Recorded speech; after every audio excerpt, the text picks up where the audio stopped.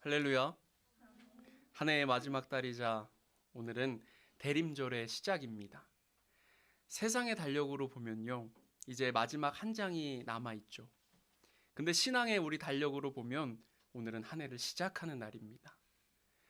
대림절은 예수님의 탄생을 기다리는, 즉 성탄절을 맞이하기 전 4주간의 시간을 의미합니다. 매년마다 11월 27일에서 12월 3일 그 사이에 대림절 첫 번째 주일이 항상 시작되는데요. 올해는 오늘 11월 28일부터 성탄절 전날인 12월 24일까지 27일의 시간을 이 땅에 오실 예수 그리스도를 기다리는 시간으로 우리는 보내게 됩니다. 부디 이 기다림의 시간 가운데 임마누엘, 우리와 함께 하시는 주님의 은혜와 평강이 사랑하는 교회와 사랑하는 모든 성도님들 가운데 가득하시기를 간절히 소망합니다. 성도 여러분들께서는 성탄하면 무엇이 떠오르십니까? 저희 아이는 어디서 배워왔는지는 잘 모르겠는데요. 벌써부터 산타 할아버지 노래를 부르고 산타 할아버지가 주실 그 선물 있잖아요. 그거를 잔뜩 기다리고 있습니다. 아마 대부분의 아이들은 성탄절이 다가옴에 따라 산타 할아버지가 주실 그 선물을 기다리고 기대하며 살아가고 있을 것입니다. 아이들만 그런가요? 산타 할아버지의 비밀을 알고 있는 우리 어른들도 마찬가지입니다. 어른들도 성탄절이 다가오면 아기 예수님의 오심을 기다리기보다는 친구, 연인 혹은 가족들과 함께 보내게 될 그 기쁜 시간들을 기대하고 기다립니다. 또한 성탄절이 다가올수록 형형색색의 전구들이 우리가 다니는 거리들을 밝히고 또 블랙 프라이데이 같은 각종 이벤트와 행사들로 무엇인가 요란하고 화려함이 가득한 세상과 사람들의 모습을 우리는 보게 됩니다. 하지만 너무나 안타깝게도 성탄절을 맞이하는 세상의 모습 가운데 이 땅 가운데 사랑과 빛으로 오신 예수 그리스도의 모습은 찾아보기가 어렵습니다. 그리고 성탄절을 기다리고 또 그것을 맞이하려는 사람들의 모습 가운데 진정으로 이 땅에 오실 예수 그리스도를 기대하고 기다리는 모습 또한 찾아보기 어렵습니다.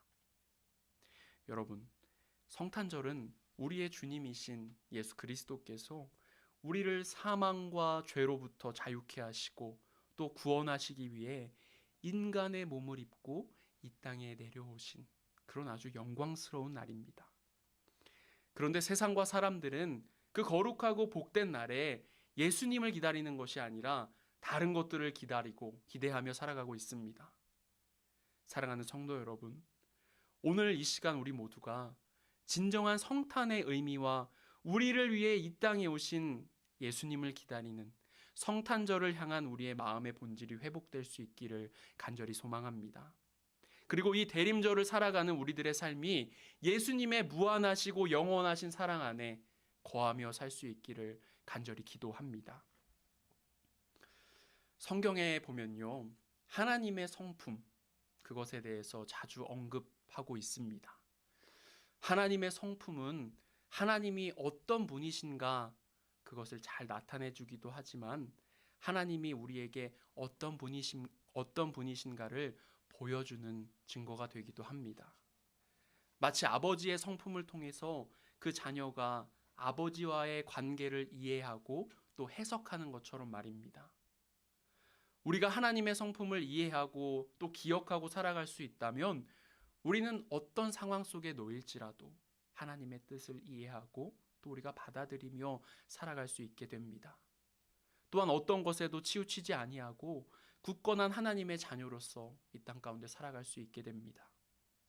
그 이유는 하나님의 성품은 우리 인생의 정체성과 가치, 즉 하나님께서 우리 인생을 어떻게 생각하시고 이끄시는지에 대해서 우리에게 알려주고 또한 우리 인생의 목적, 즉 우리가 바라보아야 할 것이 무엇인지에 대해서 그를 통하여 알려주고 계시기 때문입니다. 여러분, 전지전능하신 하나님, 정의롭고 공의로우신 하나님, 영원하시고 변치 않으시는 하나님 등 수많은 하나님의 성품이 있고 그 중에 틀린 것은 하나도 없습니다. 그리고 우리는 오늘 말씀을 통해서 하나님의 성품인 사랑에 대해서 우리가 보게 됩니다. 오늘 시작하는 본문 요한일서 4장 7절, 8절의 말씀을 우리가 한번 같이 읽어보기 원합니다. 요한일서 4장 7절, 8절 말씀입니다. 함께 읽습니다. 사랑하는 자들아, 우리가 서로 사랑하자. 사랑은 하나님께 속한 것이니 사랑하는 자마다 하나님으로부터 나서 하나님을 알고 사랑하지 아니하는 자는 하나님을 알지 못하나니 이는 하나님은 사랑이심이라. 아멘. 7절 말씀에서 요한은 사랑하는 자들아, 우리가 서로 사랑하자라고 이야기합니다. 사랑하라라고 하는 명령이 아니라 사랑하자라는 화자가 청자에게 같이 행동할 것을 요청하는 청유형으로 이야기하고 있죠. 요한이 이렇게 청유형으로 이야기한 까닭은 사랑이라는 것은 가르치는 자나 배우는 자나 그것을 분명히 실천해야 하는 것이기 때문입니다. 모든 사람은 사랑을 실천해야 하는 하나님의 계명 앞에 놓인 존재들입니다.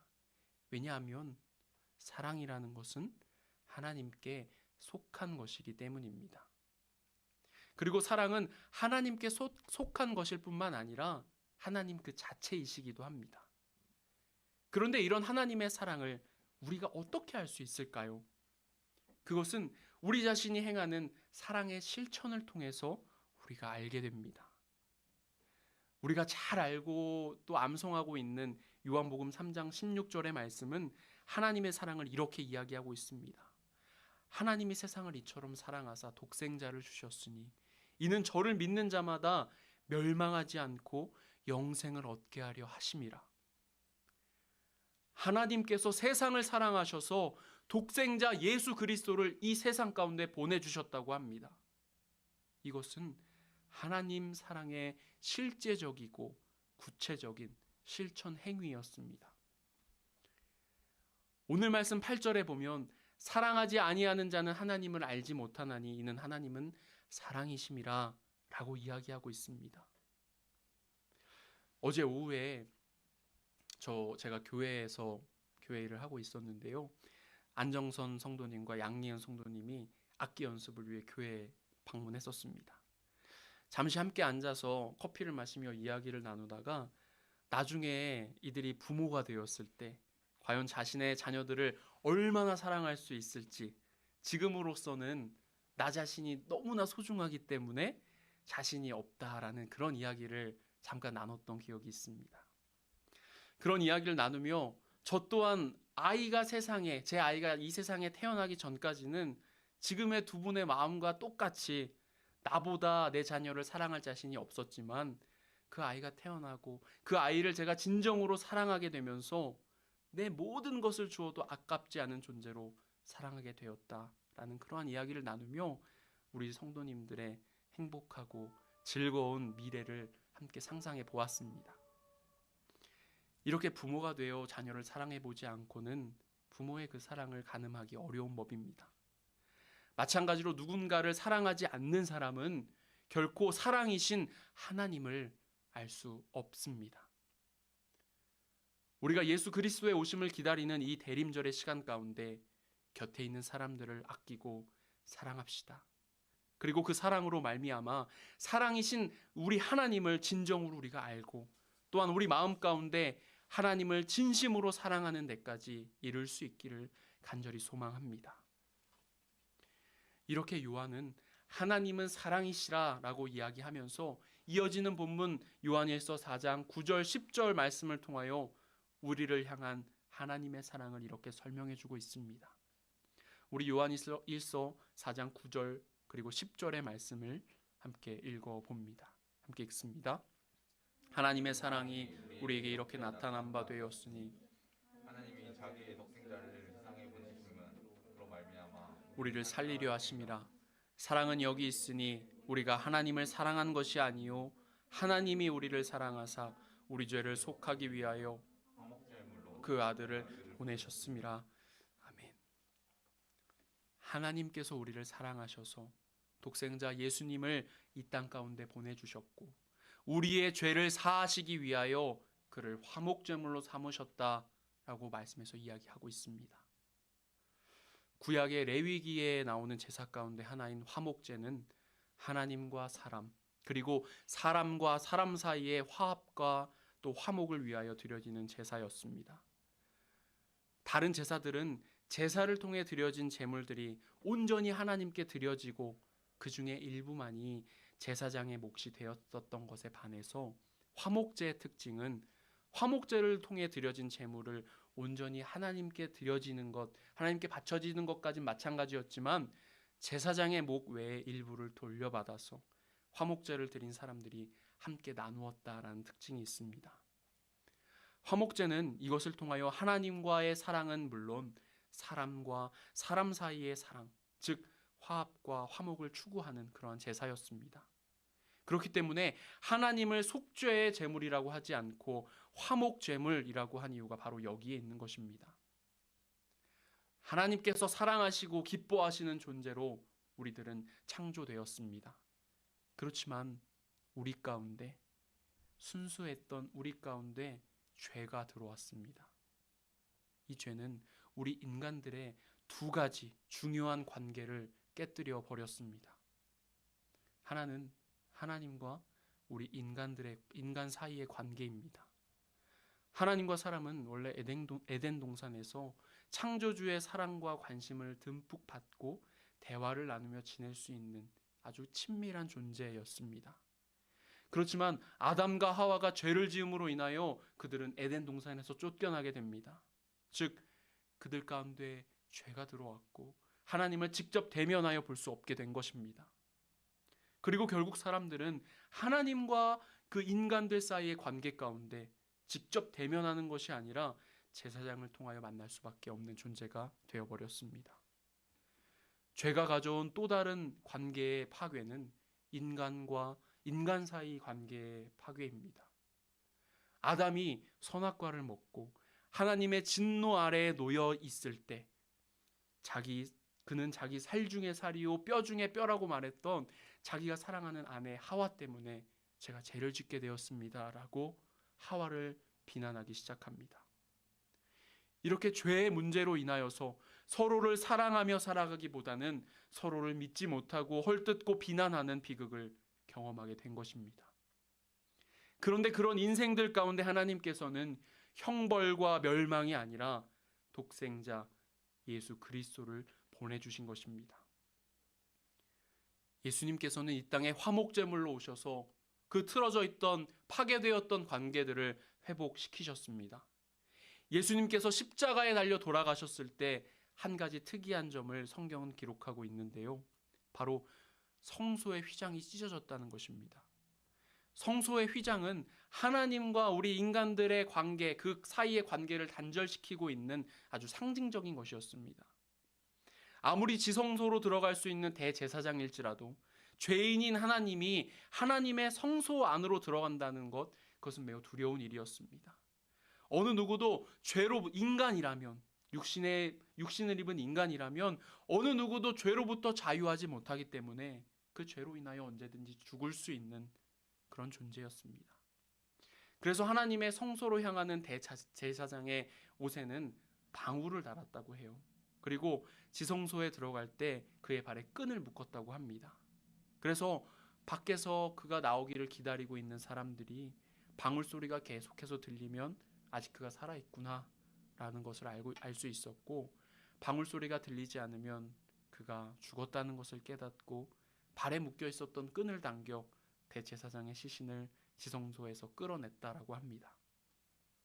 이렇게 성소의 휘장은 어쩔 수 없는 죄인인 인간과 죄를 심판하시는 하나님의 모습을 우리에게 적나라하게 보여주고 있습니다.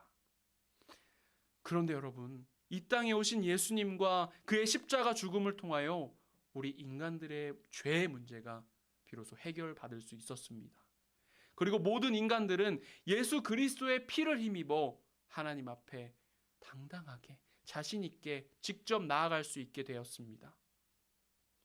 이렇게 이 땅에 오신 예수 그리스도는 죄로 인하여 깨어진 하나님과 우리 인간들의 관계를 회복시켜 주셨습니다. 또한 예수님은 사람과 사람 사이에 깨어져 있었던 관계도 회복시키셨습니다. 예수 그리스도 안에서 모든 인류는 한 가족이 되었습니다. 예수님을 나의 구주로 고백하고 이 땅 가운데 세우신 작은 하나님의 나라, 우리 교회 공동체를 통하여 우리는 서로를 형제요 자매라고 부르게 되었습니다. 인종이 다르고 처해진 형편이 다르고 그 안에 담긴 생각들이 다를지라도 우리는 서로를 형제요 자매라고 부르는 그리스도인들입니다. 왜 그렇습니까?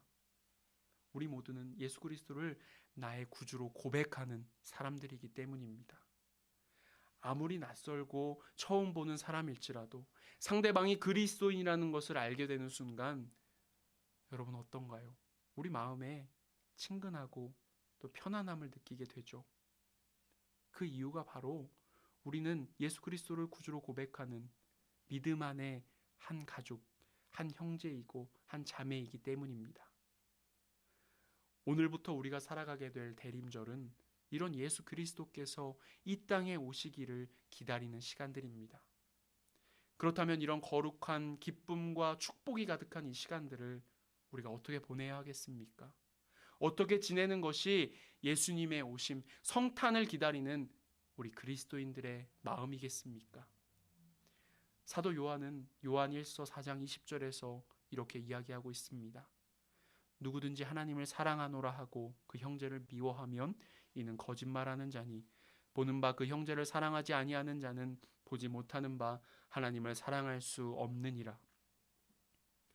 요한일서 4장 말씀을 통하여 대림절 첫 번째 주일에 하나님께서 우리에게 주시는 은혜의 권면은 사랑으로 이 땅 가운데 오신 예수 그리스도를 우리가 기억하고 우리도 그 사랑을 본받아 내 곁에 있는 형제들과 자매들을 사랑하라는 것입니다. 예수님의 이름은 예수님의 이름을 어디에서도 찾아볼 수 없는 세상에 화려하고 분주한 그러한 성탄이 아닌 사랑으로 오신 예수님을 기다리고 닮아가기에 애쓰는 우리 그리스도인들의 대림절의 시간들이 진정으로 주님께서 우리들에게 바라고 원하시는, 그리고 우리 그리스도인들 가운데 반드시 회복되고 살아가야 할 우리의 본질인 것입니다. 오늘 말씀을 마치겠습니다. 신은 죽었다라는 말로 유명한 니체라는 독일의 철학자가 쓴 책 중에 차라투스트라는 이렇게 말했다라는 책이 있습니다. 그 책 가운데 한 구절을 소개합니다. 신에게도 지옥이 있다. 그것은 인간을 향한 연민이다. 신은 인간을 향한 그 연민 때문에 죽었다. 그리스도인으로 살아가는 우리가 한번 곱씹어 볼 만한 그러한 이야기입니다. 예수 그리스도께서는 우리를 긍휼히 여기시기 때문에, 우리를 향한 사랑 때문에 인간으로 이 땅 가운데 오셨고 십자가에 못 박혀 돌아가셨습니다. 이번 대림절 예수님을 기다리는 우리들의 마음이 예수님의 그 거룩한 사랑 안에 흠뻑 빠져서 살아갈 수 있기를 간절히 바랍니다. 또한 예수님을 기다리는 우리들의 마음이 예수님의 그 거룩한 그 사랑을 닮아 그 사랑을 나눠줄 수 있는 그런 귀한 시간이 되기를 간절히 소망합니다. 사랑하는 성도 여러분, 2021년 대림절을 보내며 나의 주님, 나의 하나님의 사랑을 간절히 바라고 갈망하는 우리 모두가 되기를 간절히 기도하고 소망합니다. 아멘.